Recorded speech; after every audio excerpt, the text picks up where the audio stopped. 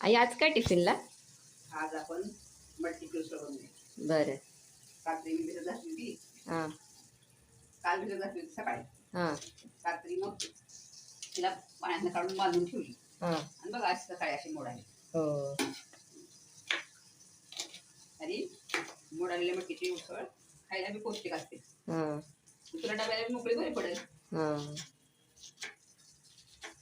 त्यासाठी काय काय साहित्य घेतलंस? त्यासाठी कांदा 2 कांदे घेतले हां आणि लसूण घेतलाय हां ठेसून हां. तेल हळद.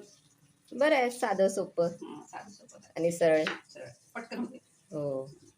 चल मग करूया. हे बघा. तर मंडळी चला बघा, आता बनवूया मोड आलेली मटकी. ह्याला जास्त काही साहित्यही लागत नाही. आपण घेतलाय कांदा आणि हळद आणि ठेचून घेतलेला लसूण. ही इतकी पौष्टिक आणि साधी सोपी रेसिपी आहे की काय सांगू. आपण कांदा आता तळून घेऊ तेलामध्ये. तेल घेतले 2 टेबलस्पून. कांदा लालसर होईपर्यंत आपल्याला परतायचा आहे. मग त्याच्यामध्ये आपण टाकूया थोडंसं मीठ चवीनुसार.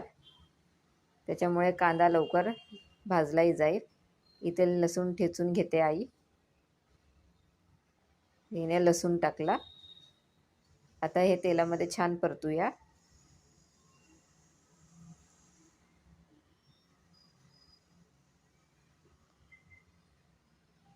आता याच्यामध्ये आपण टाकूया आपली मोड आलेली मटकी.